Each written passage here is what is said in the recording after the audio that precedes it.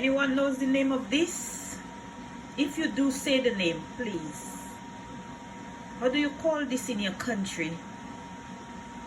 I'm going to cook this now. How do you call it in your country? If you know the name, say the name. That's if you know the name, say the name. We call it, oh no, I'm not supposed to say how I call it. I want to know, how do you call this in your country?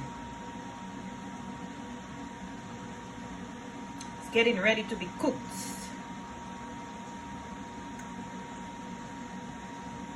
Right. We are going to do traditional cooking, yeah? We don't want to cook. We want to put it in all kinds of machines to make it cook too fast. We want it nice, slow, and enough water. Yeah, if you haven't got enough water, just take boiling water from your kettle and put more boiling water.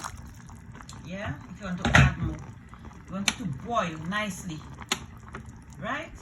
Traditional cooking, so we don't want to get cancer and other diseases.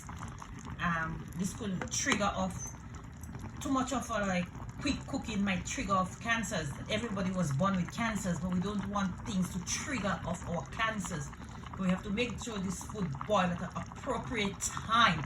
So we are doing traditional cooking, okay? That's the best cooking.